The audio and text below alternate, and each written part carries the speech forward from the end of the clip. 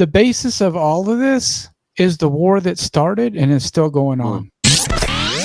There is an increasing number of people who are furious, whose lives have been ruined because when they were 11 years old, they told a teacher that they felt like they were a boy or a girl, and then they rushed off to go through hormone therapy and rushed them through to get their body parts chopped off. A lot of kids being raised by TVs and phones and stuff like that, and kind of raising their peers. You're being raised by a friend group rather than parents. And these are the policies we are implementing based on our doctrine. The doctrine is not going to change. Well put. And so these are the policies.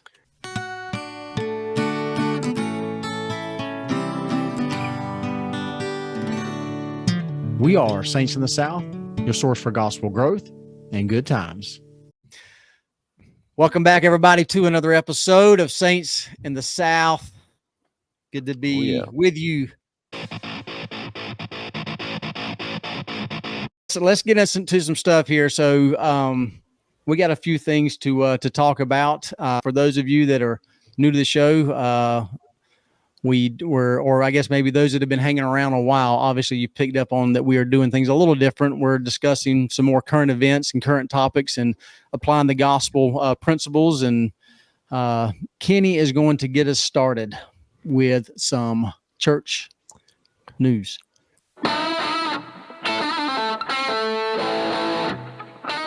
Church news. Yeah, here we go. This is some good stuff. So I'm going to start off with here is I want to share a video, Scripture Plus. Those of you who are familiar with that, Jasmine at Scripture Plus does an amazing job with summing up things that are happening in the church and sharing things. I wanted to share this, and we'll kind of comment on it a little bit as we go here.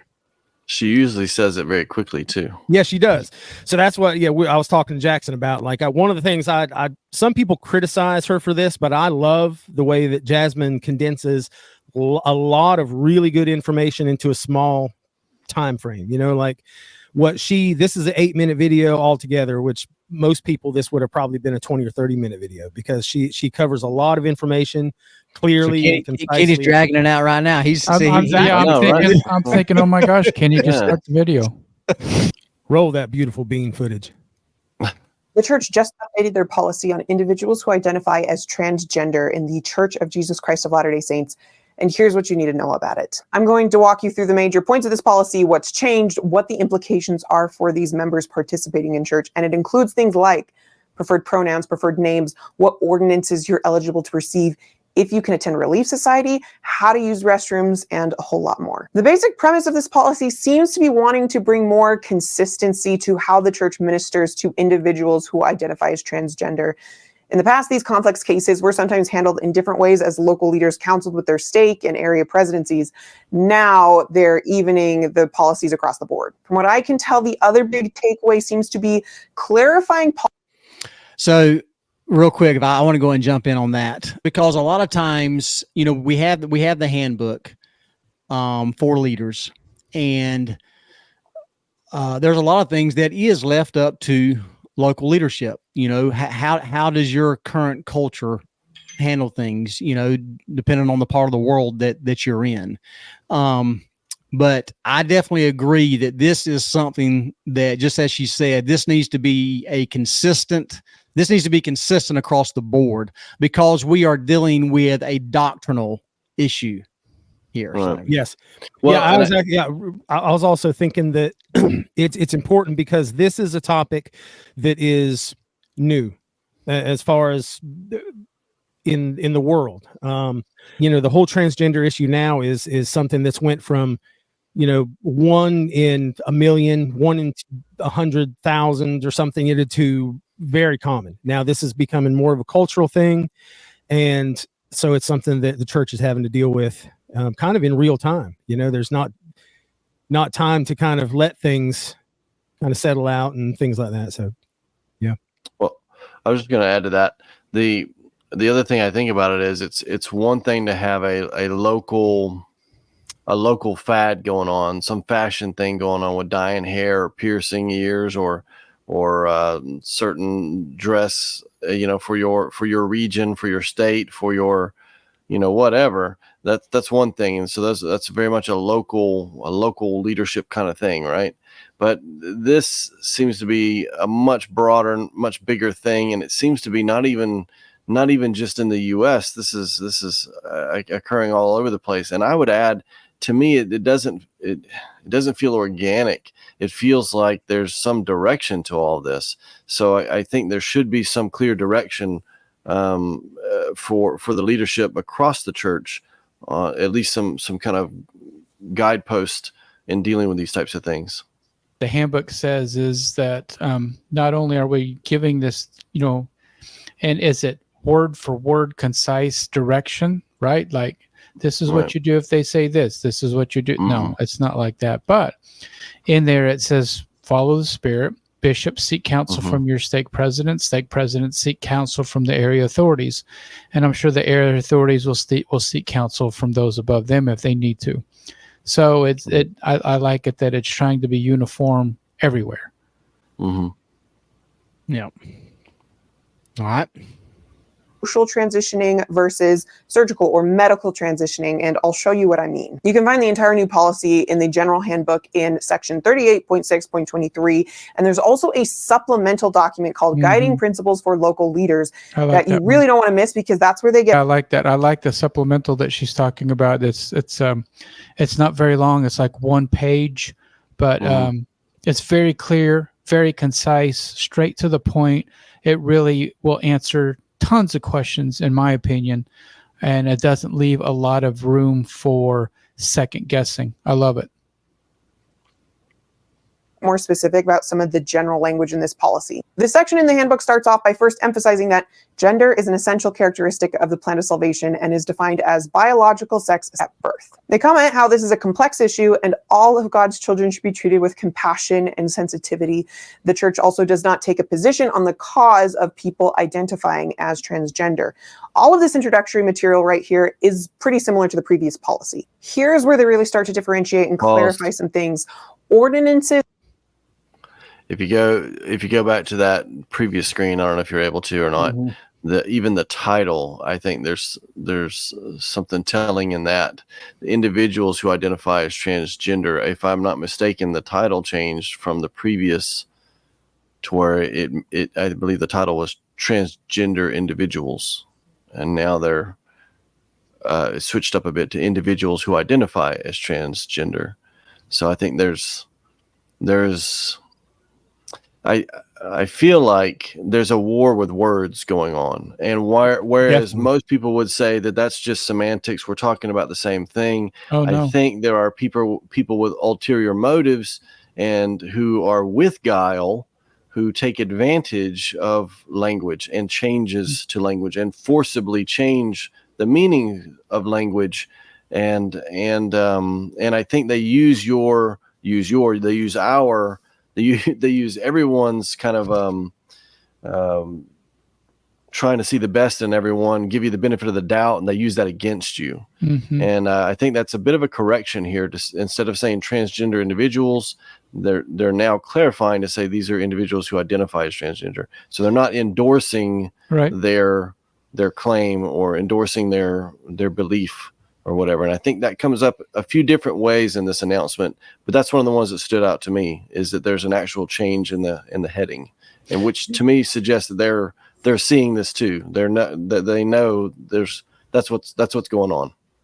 Yeah, exactly. There's a difference between saying individuals who identify as transgender and transgender individual. When you say transgender individuals, you're actually admitting that this is something that is real. And so really gender has nothing to do with it. So I like this. Yeah, Jacob and I actually were having an interesting conversation about linguistics last night. So, he's all into linguistics and majoring in that. And like Joe was just saying, there are people who are purposefully using language and using the structure of existing language to manipulate people's thoughts. Like I use the example of when you see people use the phrase "love is love." I'm sure we've all seen that, right? And it really gets under my skin, though, because the people who use that phrase, the what? I said, well, they're both spelled the same way. Yeah, they're spelled the same way. But here's the thing. The people who use that phrase are either, one, they're naive and they don't understand what that actually means, or two, they're malevolent and they're knowingly trying to manipulate the way people think. Because and that's in the English language, all of this. like if you go back to Latin has what, 7 or 8 different words, several different words that we only have one word for: love. Love is, so in Latin you would have agape, you would have filio, you would have eros, you would have several other words. There's like lots of words that refer to different types of love, because those are different things. Agape is not the same thing as eros, not even a little bit, not by a long shot. So when people use language in this way, they're weaponizing words to take advantage of the way linguistics are set up in order to manipulate the way we think. And so that is an important point. I also want to point out one thing really quick before we move past this, that when I watched this video, a couple people made a good observation in the comments that Jasmine did make a little bit of a mistake here when she said the words assigned at birth, because the actual written statement does not use the word assigned. It just says the individual's sex at birth, and it doesn't, which is, once again, it seems like a matter of semantics, but it does matter, because when we use the word assigned, that implies that someone made the decision of what you are, but they just made an arbitrary decision, and that's not what it is. Anybody God assigned you a gender. Yeah, God assigned you a gender. Yeah. But the thing is, we do know, I mean, it's basic. This is basic biology. This is something that no human being would have questioned for all of human history. I mean, for millennia till the last couple decades. And I think people are too far removed from nature. They don't understand. Like if you spend a summer on a farm, you'll learn pretty quickly that there's male and female in all living, all animals. That's what there is. Well, if you're an electrician, there's male and female in electricity as well. I promise you that. Yep. If you're a plumber, there's male and female as well. And if you're trying to hook up cords, there's male and female. I'm telling you. But hey, I'm going to go out on a limb here. I'm going to say that God, this is Rogue Bishop, I'm going to say that God didn't assign gender. I'm going to say that gender always existed and will always exist. And that even as intelligences, we had gender. That's true. Yeah, that's in line with the family proclamation. Well, and the last thing I'll bring up on this little segment here is she reads that kind of last paragraph about treating them with kindness and some sympathy or understanding. I think that's important and not to be lost. I think there's a lot of opportunity for people there's too much tribalism, in my opinion, these days, with team red, team blue, team this, team that, whatever. And whenever there's an announcement like this, it's an opportunity for some people to so-called dunk on the other team or whatever. And I don't agree with that. I think, and we brought this up before. We kind of talked about this months ago, right? And kind of brought this up before that these are our brothers and sisters, and if whatever it is that's impacting them, and like the church doesn't take position on why they think the way they're thinking, just that we need to try to figure out how to get them, I guess, back on track, and to feel loved, to feel appreciated, to feel like sons and daughters of our Father in heaven. And so pushing them away and dunking on them, I don't think is the way to do that. Amen. I want to mention really quick there, I work in the mental health field, and there is a huge schism right now within the field of mental health surrounding these issues, because there are those who take the position that this, as a matter of fact, I had a mandatory training I had to attend, where the trainer basically said was instructing therapists on how to aid children with seeking reassignment and keeping it from their parents and things.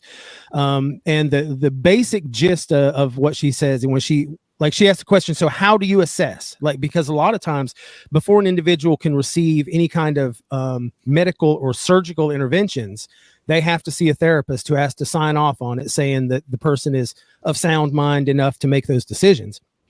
And so she asked the question, how do you make that assessment? And what do you think her answer was? Flip a coin. You take their word for it. Whatever they say. Mm. Whatever they say is what it is, period. You do not question. You do not question, even if it's a child, it doesn't matter. Whatever they say in that moment is what you go with.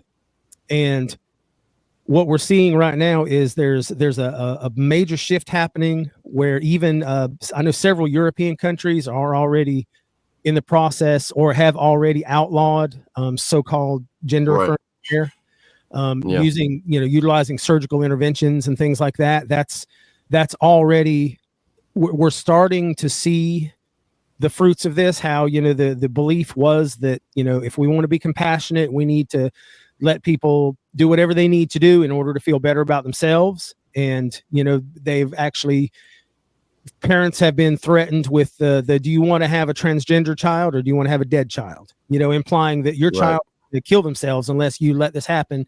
And if you allow this to happen, everything will be okay. But what we've seen, the data so far is not supporting that. And that's why I know right now, I think the U.S. is kind of lagging behind, but the European countries are already in the process of kind of outlawing this because they're already seeing that the data does not support what it was purported to support. Pretty similar to the previous policy. Here's where they really start to differentiate and clarify some things. Ordinances are administered based on a person's biological sex at birth, including baptism, priesthood ordinations, and temple ordinances. Then it links to these different updated sections of the handbook where it clarifies that someone who surgically, medically, or socially transitions must receive first presidency approval to be baptized. Transitioning will result in some church restrictions, meaning a socially transitioned individual will not be able to receive or exercise the priesthood, receive or use a temple recommend, and will not be able to serve in some church callings. That is a lot right there, so I'm going to try to explain it the best way I know. I think that's one of the biggest stances right there is that the church is making, is that they are making concrete limitations, putting concrete limitations on individuals who choose to go through a transition of some sort. The church defines surgical, medical, or social transitioning as intentionally attempting to present as anything other than the biological sex assigned at birth. This may include changing dress, grooming, names, or pronouns. According to my interpretation of this policy and what I can surmise from this, here's how it breaks down. A person experiencing feelings of discomfort around their gender who does not socially, surgically, or medically transition and who's worthy can fully participate in all aspects of the church and receive all ordinances of salvation and exaltation. This is the same standard for all non-transgender members of the church. An individual who socially transitions may be baptized if they receive first presidency approval, but they do not participate in other ordinances. They are also not to serve in certain callings. If you're already a baptized member of the church when you transition, the baptismal ordinance still stands, but you will no longer be able to attend the temple. As a baptized member of the church, transitioned individuals are welcome to attend sacrament meeting and participate in the church in other ways. They should counsel with their local church leaders for exactly what this participation could look like. As far as what those callings are, that can be found in the guiding principles document that I mentioned that is super important, where it clarifies that transitioned individuals are not to be called to fulfill gender-specific roles. This would include roles like the Relief Society president, the Elders Quorum president. They're not to be called as teachers, and they're not to be called to work with children or youth. So the primary, the young men's program, the young women's program. From what I can tell, this does leave open the possibility for those individuals to serve in callings within communications, welfare, music, activities, technology, and other specialist callings. I'm going to get back to this guiding principles document because there are some really important pieces of information to understand here about implementing these policies. But back to the handbook itself, it clarifies that members who transition, but then later on decide to transition back, can enjoy all of the privileges and participation in the church. It also includes an interesting statement that because laws vary from place to place, if leaders have questions about what they're legally allowed to say or do, they can consult a helpline. I'm giving you a lot of just straight logistics here, but you really do need to read the actual policy itself because it emphasizes in all of these sections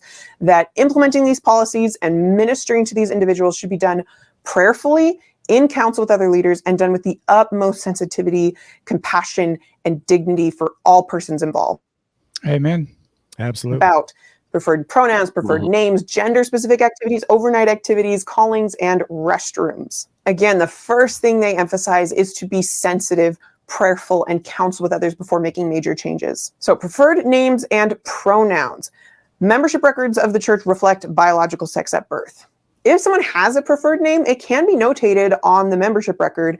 However, the church is not dictating how preferred names or pronouns should be used. That's left up to the individual, the family members, the church members. I think it's really interesting. It says that local leadership. Yeah. So on their church membership record, there's a section there that says preferred name. So in that preferred name is where they can put their pronouns or what they would like to be called. But the name itself that was assigned to them in their biological birth, that remains. Well, yeah, there's actually, there's nothing about pronouns anywhere. Like I, served 2 tours of duty as a ward clerk, and I know there's lots of the name, like a person preferred name can be whatever they want it to be, as long as it's not something, that's going to be vulgar or, offensive in some way, whatever they choose to be called. And the name, the preferred name is what you're going to see. So that's, even though if you go into their profile, you'll see their full name, but their preferred name is usually what you'll see first. But there like is, nickname. Basically, your nickname, whatever you prefer to be called. But as far as pronouns, there is no section where you put a person's preferred pronouns or anything like that. Right. Gotcha. So that clarifies that comment that somebody had. Yeah, because right? if you're setting someone apart for a calling, or you're conferring the priesthood upon them or ordaining them to a certain office, you have to call them by their full given name. So if they go by Jim all the time and their name is James, you use James. So sometimes we may not know. So it's always a good idea to check the record or to ask them before you just proceed with those types of things. Right. Yeah. And it says may. If a member has a preferred name, it may be noted in the preferred name field on the membership record. So, I mean, they could say something like, instead of calling me Eve, call me Steve or something like that. But then I guess it's one of those things that you try to work out on that, in that field on the membership record. Yeah. So if you want to go by War Dog, that may or may not necessarily be approved. Yeah, that's right. War Dog. How members address an individual. This can go both ways, because it means a bishop can't declare unilaterally that we all now have to use so-and-so's preferred pronouns. And it also means that a bishop can't unilaterally declare that we have to use so-and-so's name given at birth. This is something that needs to be done with sensitivity and on an individual basis. Okay, gender-specific activities and meetings. If you are someone who identifies as, for example, a transgender woman, could you attend Relief Society or Young Women's? According to the Guiding Principles document, for the most part, the answer is no. Exceptions can be made if they adhere to the guidelines in this document, and the request must be approved by the area presidency. The same goes for individuals who... And the wording actually says any exception, comma, which should be rare, comma, must adhere to the general guidelines listed above and be approved by the area presidency. Right. I think that's an improvement on the... Wonder what a rare situation would be. Not medium, not well done. It's rare. I hear that. Good job, Joe. Yeah. Right. That's my colleague there. That's right. Your acolyte. Yep. And would like to attend, for example, Elders Quorum or Young Men's. Overnight activities. If you are someone who identifies as a trans woman and has socially transitioned, could you, for example, attend Girls Camp? According to these guidelines, the answer to that would be no. For overnight activities that are for a specific gender, individuals attend only the camps that align with their biological sex at birth. This includes things like Girls Camp, Priesthood Camp, Young Men's, High Adventure, any other overnight activities of that nature. Overnight activities that are not gender specific, like Trek, for the Strength of Youth, YSA conferences, youth conferences, there is a little bit more flexibility. An individual who identifies as transgender may attend these activities, but if they've surgically, medically, or socially transitioned, they should leave the activity at night. Church restrooms. Can a person who identifies as transgender and has social... Yeah, so and it's not quite as harsh as she said it was. I mean, because you're trying to use understanding and stuff. It's youth are released to the care of a parent or legal guardian who is responsible for arranging accommodations. So it's not like, get out of here. It's Right. you're You just stay at the not gonna hotel with spend your that. parent rather Yeah, than or something, right? in the dorm. But here's something that I find very interesting that hasn't been addressed yet, hasn't been talked about yet, quite in depth as this.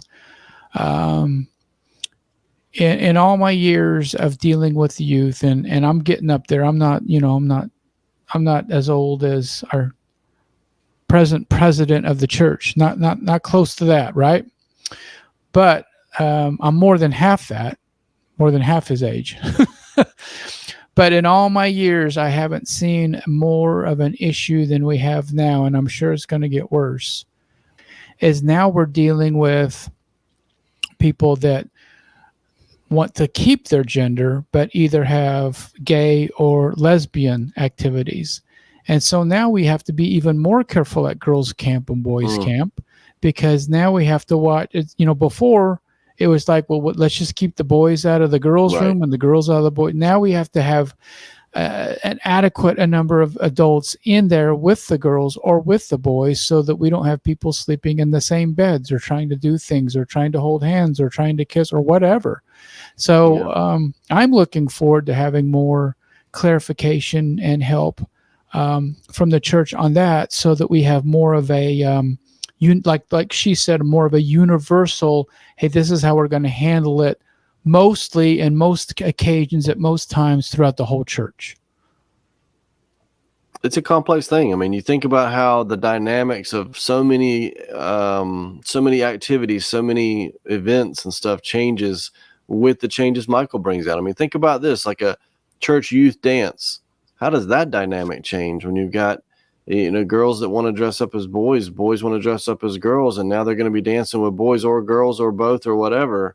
That gets very, very conflicting, very confusing, very fast. And then at the same time, you're adding into the mix girls who are dressed as girls wanting to dance, perhaps romantically with another girl dressed like another girl, or boys dancing with boys.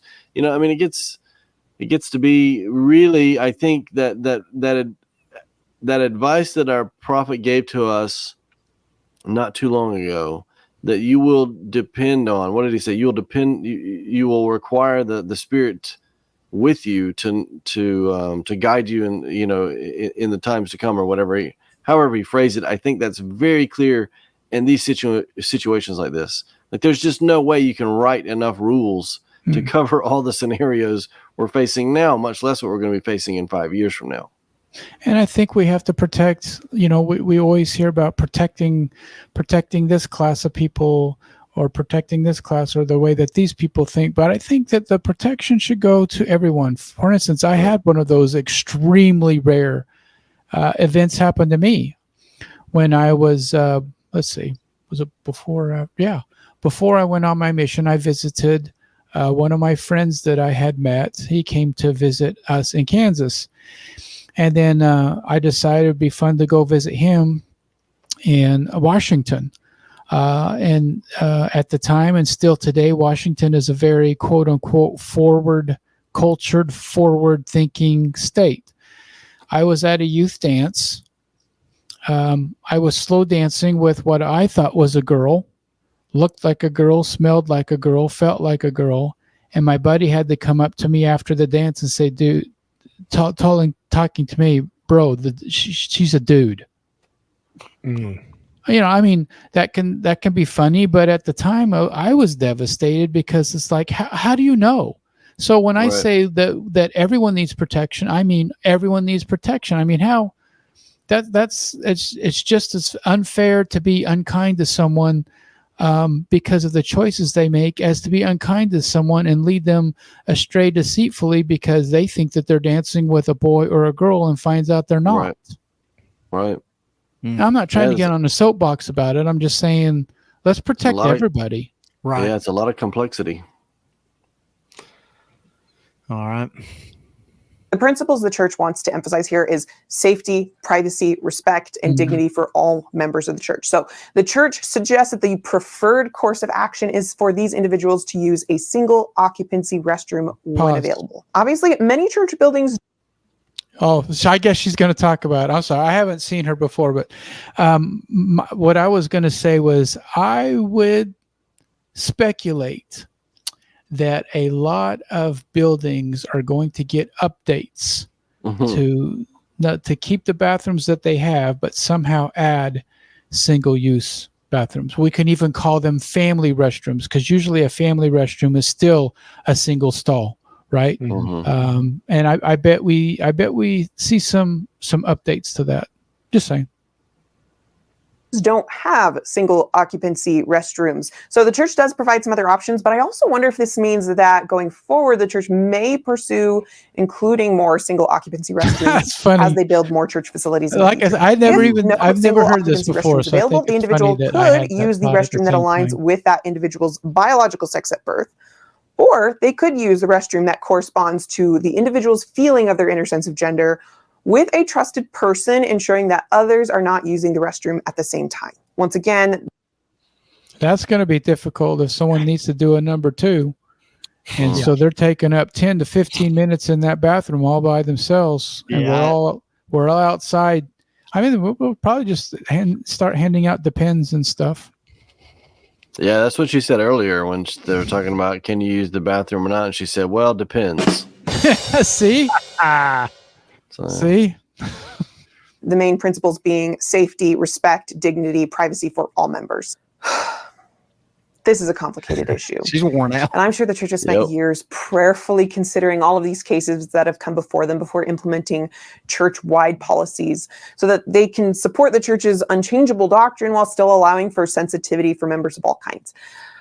I support the church's doctrine of the family, and I sustain church leaders in implementing new policies, but I get that this can be challenging, and so I'd hope that everyone takes to heart the counsel in these policies to pray about this. I know I'm going to. And we also always need to be remembered to treat God's children with compassion, respect, and dignity, no matter who they are. If you want to learn more about these changes, you can read them at the church newsroom. Or you can go into the handbook and read them. There you go. Because they're in the handbook. Word. So, I mean, are there true transgender individuals out there? So I know you've got the XX, XY chromosomes, but also you have a rare situation where someone is born with both a mixed up on the chromosomes, right? Where they could be born with both genders, both sets, right? And there are cases too where the individual's phenotype does not match their genotype. Okay. For example, they could have XX chromosomes but appear externally to be male in every way, and that or vice versa does happen. It's very, very rare. Right. It does happen. So I think the cases you're talking about are extremely, extremely rare. The majority of these cases are, in my opinion, I'm going to throw this out there. This is just my opinion.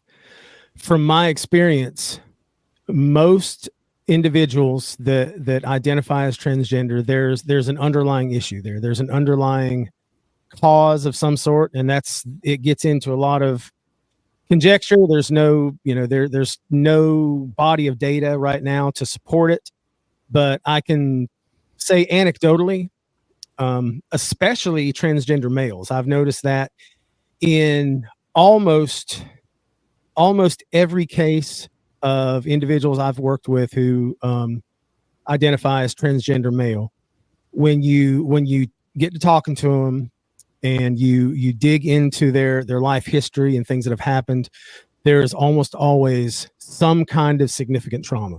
There's a sexual trauma, and these individuals feel like it's unsafe to be a woman. And like I'm saying, this is anecdotal. I'm not claiming that this is, any studies on this or anything, but from my experience, I've encountered quite a few, and without question, off the top of my head, I think they all experienced some kind of sexual trauma that caused them to feel at a very, very deep level that being a woman is unsafe.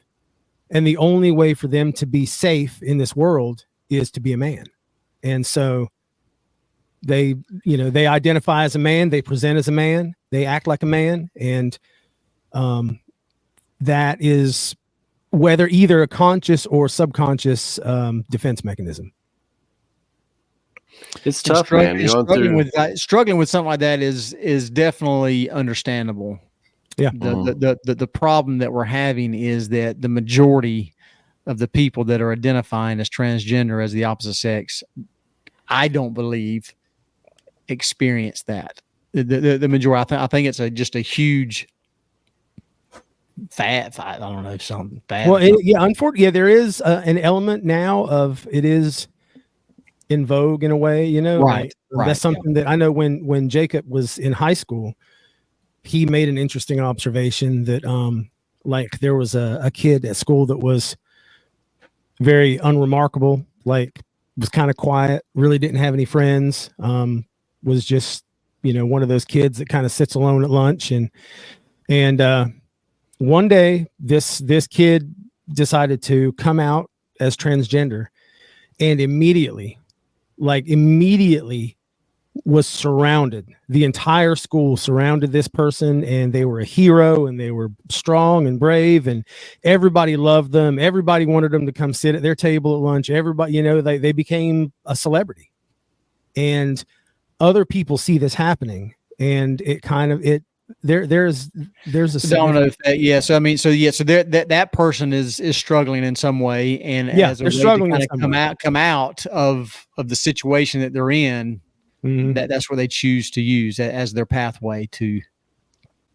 Yeah, it's the way to rebel. It's a way to get attention. Especially, I think there's a lot of influence with mom and dad both working. We got more double income families than ever, and a lot of kids being raised by TVs and phones and stuff like that, and kind of raising their peers. You're being raised by a friend group rather than parents in many situations. And I think that invites a lot of this, because how do you get the attention that you need for development? Well, by acting out in some way, right? And if this is the common way of doing it, if it's no longer wearing a leather jacket and slicking your hair back, and it's no longer smoking a cigarette to look cool, and it's no longer, whatever, dyeing your hair and getting your nose pierced or whatever, and now it's a new thing. But I was just thinking, it's tough. It's tough. I think we've said this before. It's kind of like changing a tire on a car as it's driving down the road, right? It's dealing with people as imperfect people, dealing with other imperfect people at different stages of our own life and development and relationship with the Savior and with God. It's such a challenging thing, I mean, think about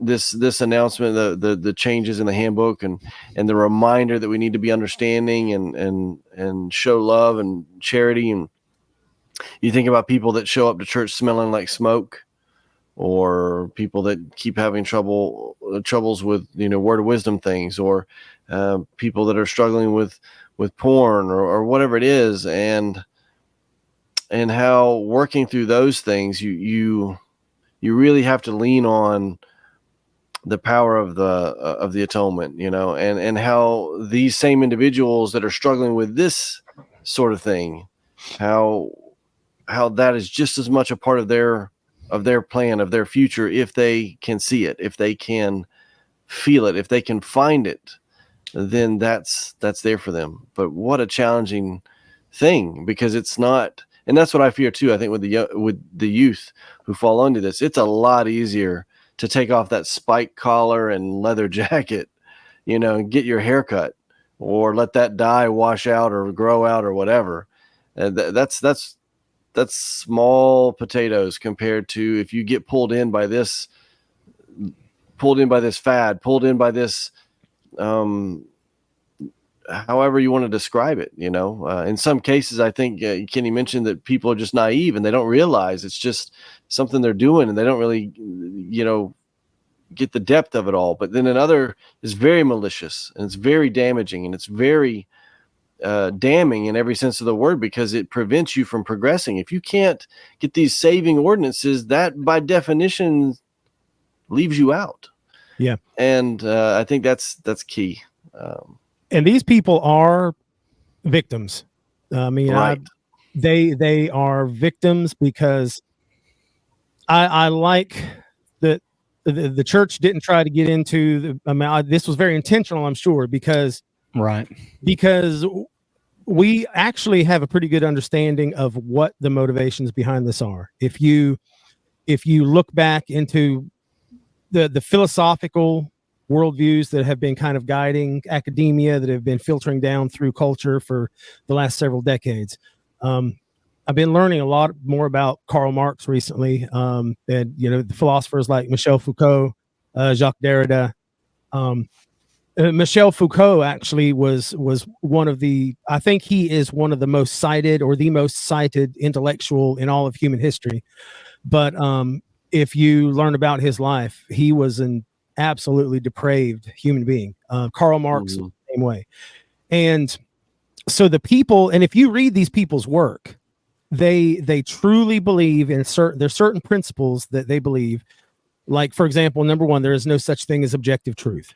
If you don't believe that there is any such thing as objective truth, then everything is a social construct, including gender. Gender is a social construct. You are whatever you think you are. There is no objective truth. And one of the things that Marx especially talked about was tearing down of the established norms, tearing down established social norms. So this stuff, it does seem destructive because it is destructive. It's intended to be destructive. This is something that if, like I said, Karl Marx wrote about this very clearly. He was like, so if we want to throw off the shackles of this whole social construct, and there's even, the other philosophers that, had the ideas of the social contract, which, like, we go into society with certain, like, unspoken agreements, like, okay, I'm going to behave a certain way, and you're going to behave a certain way. We're going to fill our roles, and we're going to all work together to make things function. So these philosophers believed the opposite. They believe everything is power dynamics, and the only way to throw off the shackles of these power dynamics is to disrupt the whole system. So what they're trying to do is to literally destroy the foundations of all of Western society, all of the Judeo-Christian values that our culture has been founded on. That is their objective. And it's difficult to say because, it makes you sound like a conspiracy theorist. Even like, as I'm saying it right now, I can imagine people listening to this going, oh my gosh, that's some crazy conspiracy theory stuff. But it's really not. If you study these philosophers and study how their thought influenced the West, then it all makes perfect sense. And it is what it is, and it becomes just as clear as crystal. Yeah, and if you want to go, like, if you actually want to entertain conspiracy theory, the basis of all of this is the war that started and is still going on. Exactly. Satan he's real, right? Lucifer is absolutely real, and a third of our brothers and sisters that are on his side are real, and they are trying desperately to thwart God's plan and to do anything that they can to make you just as miserable as they are. And all of this is just there. To me, it's ideas. Like what you guys are saying. I'm trying to take it and, like, put it into layman's terms. They're ideas that are thrown out there. I mean, we wouldn't know about this stuff if we weren't pelted with it by the media and by TikTok and Snapchat and all the things that come out there and attack us, trying to grab our attention, and if we can get those, if people can get those things out there fast enough and to enough people, it's like it's an idea. And then once that idea is out there and has a place to rest, then people actually think about it. I mean, if you never knew about eating an egg and that you could crack it and eat it and fry it until someone introduced that to you, I'm not sure that you would ever experiment it on yourself. I'm not sure a lot of people would experiment that for themselves. And I'm trying to put this into very basic baby, words here, but these ideas Things that are I can understand. whatever, Jackson, smart man. 2x6 Jackson. So we have, to me, it's these ideas are flooded out there so that we get people thinking on them so that they'll actually do something about it, right? So if you have the idea like, you know what, maybe I'm not the nice person, I'm the rebel. I do feel better about myself when I'm riding a bike and have a leather jacket on and I have spikes around my neck, right? And then morphed into, you know what, I feel better about myself when I think I'm lesbian or gay because I like girls even though I'm a girl, and I like boys even though I'm a boy, to the point that no, I'm not lesbian or gay, I was born wrong, right? I need to change my gender. I was born a boy, but I'm really a girl. Now I'm ready to actually make the gender change. I'm going to change either transitionally or biologically, sexually. I'm going to change, right?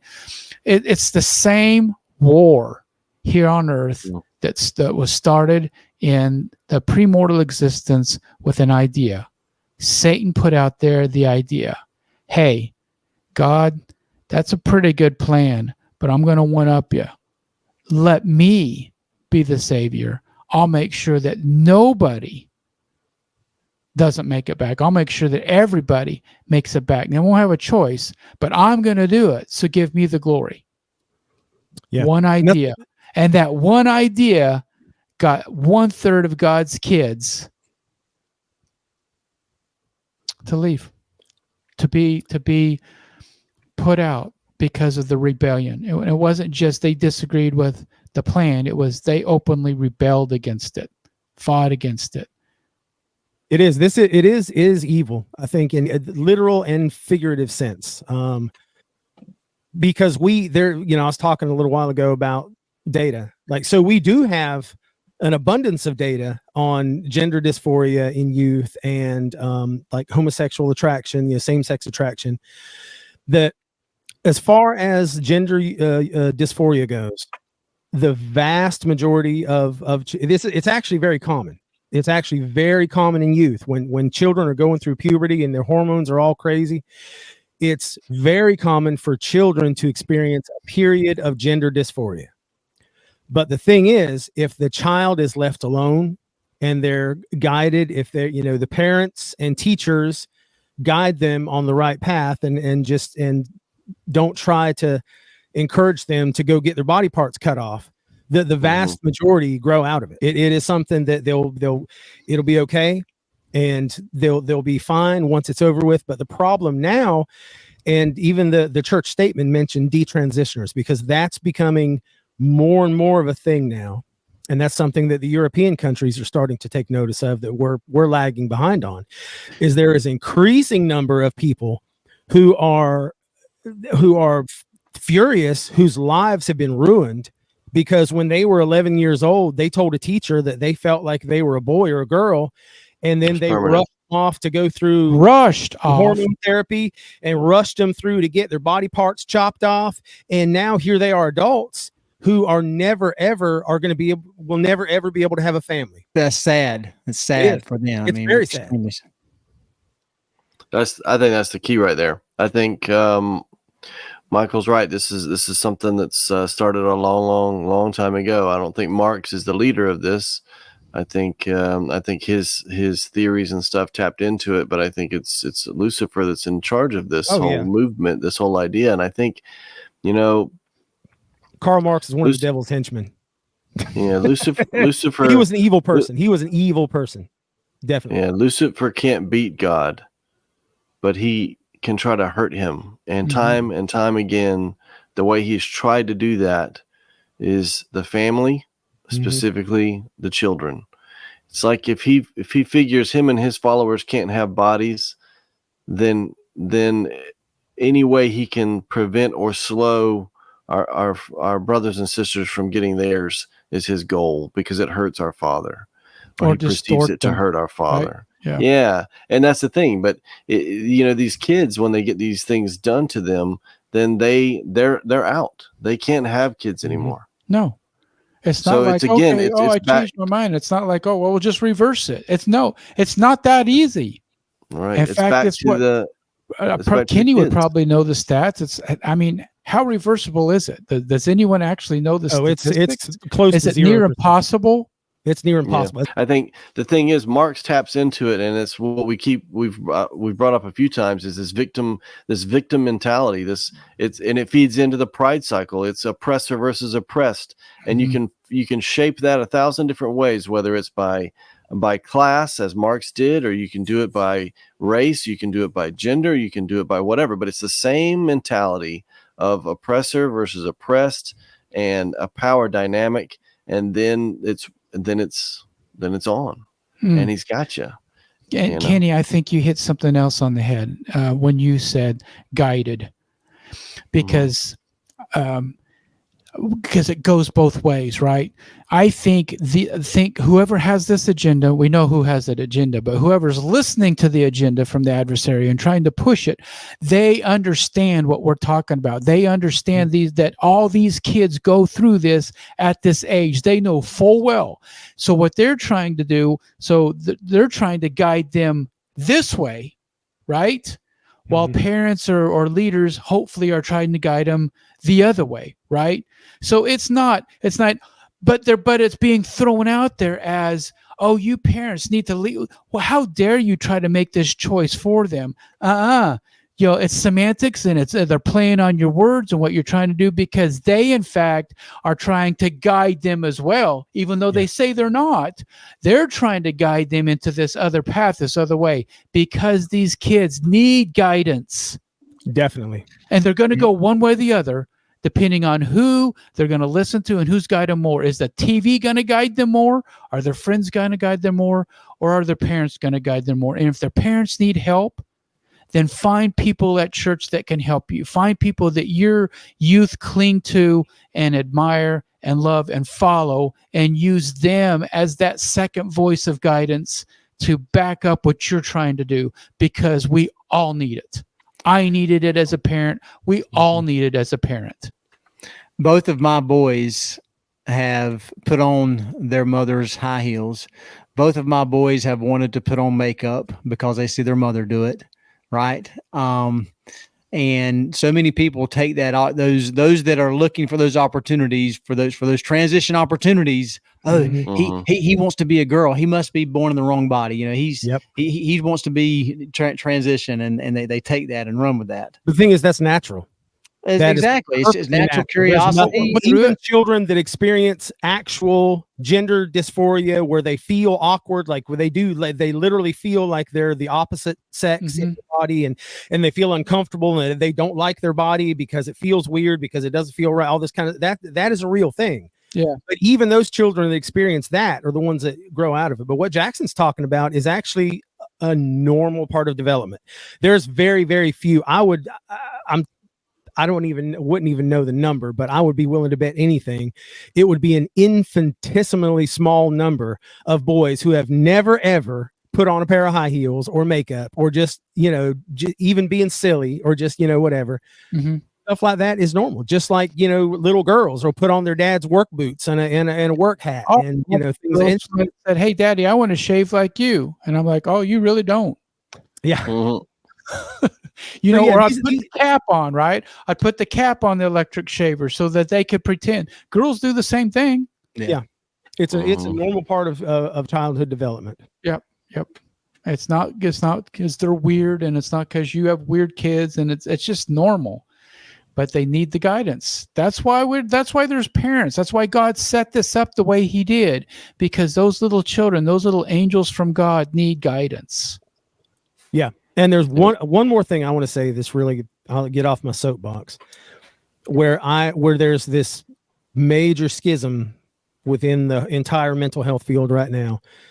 The people that there's been a significant number of therapists and psychiatrists who have failed their clients, failed who have bought into this, who have caused irreparable harm to so many people. Because the thing is, when you talk to people, like if you are working with an individual, like especially a child that feels that they're transgender or something, that they have these kind of feelings, your responsibility should be, as it would be with any other issue. And here's where I get fired up. If there's any other issue in their life, your job is to help them find out what the root of the problem is. Help them find, why do you feel this way? Why do you all of a sudden lash out in anger every time your dad ties his shoes or something? There's all these weird things, and you explore it with them. You find out, you get to the root, you little by little, you explore these thoughts and these feelings and kind of chain it back to find out what the root causes are, and find the root causes, and in the process are able to help them heal from it. And it infuriates me that this one issue is different than any other issue.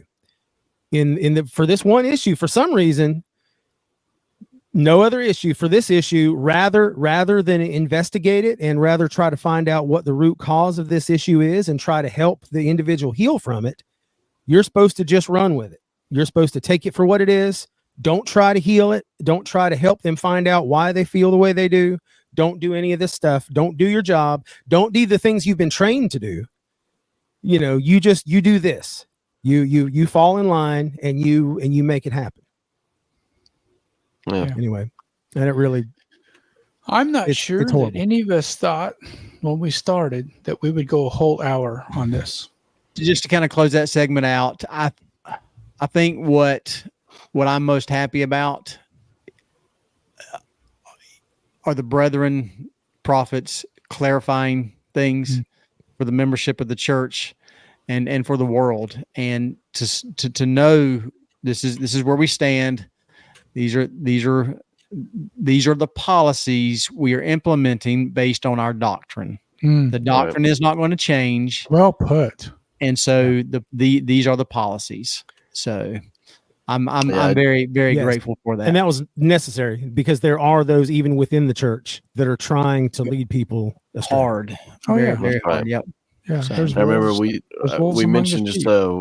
a week or two ago that the family proclamation is kind of a litmus test, and if you can't stand by that, if you're trying to say, yeah, most of it's good, but there's a few places that I would change, or they probably are, they're a little old fashioned or whatever. If you can't get behind the family proclamation, I think more and more that's going to be a rock that people break against. And if you can't, and I say this, with all seriousness, if you can't get behind it, I think it's time to do some deep digging inwardly and say, why can't I? Could the problem be me or the things I've been told, the people I hang around, the news I read, the books I read, the stuff I watch, whatever? If you can't get behind it, I think you've got to look in the mirror. I mean, you literally, your salvation, your family's well-being and salvation could be in the balance. Like Kenny was saying, find the root cause. Why? Mm-hmm. Why are you feeling this way? Why can't you Right. get behind it? What's the root cause of this? You need to dig deeper. Right. Following Jesus is the peace that comes in the storms, not avoidance of the storms. It's the peace you gain from it. Hey, All right, guys. until next time, y'all keep on striving. Peace out. From the south. Come on. I know. I need You're not patriotic. You ain't nothing. need one of those George Washington tricorn type hats. Oh yeah. Right.